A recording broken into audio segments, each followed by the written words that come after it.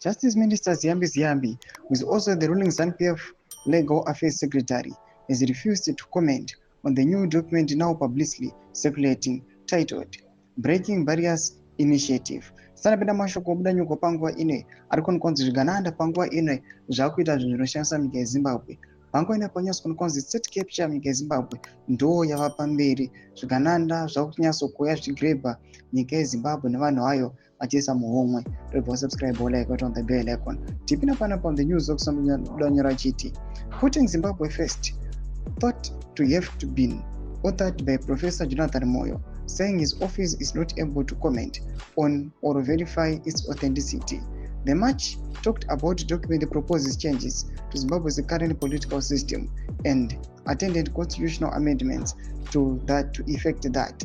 Anoposta this picture amurukona this press statement rukoni wakonzi panguva ine vana Ziyambi vanamba kukomenta pamusoro this document kuti riri credible here kana kuti harisi, but chokwadi chiripo panguva iri munyika yeZimbabwe after the 22nd ZANU-PF annual conference yakaitwa over the weekend last week. Zvanyatsobuda pachena ZANU-PF yakaindoza mutungamiri wenyika kuti arole aextend term yake to 2030, but panguva ino zvakamira kudai so.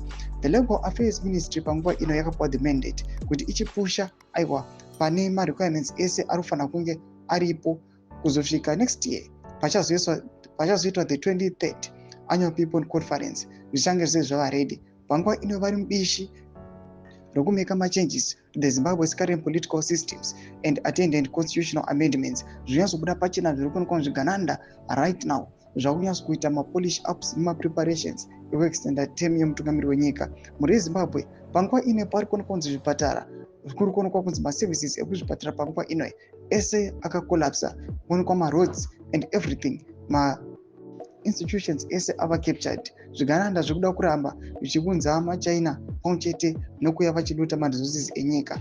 Muri yeZimbabwe icharamba yainyerere kusvika riniko? Tudze mafunguro enyu munoti kudii pamusoro pechitiko ichi. Apina comment section medu za mafunguro enyu.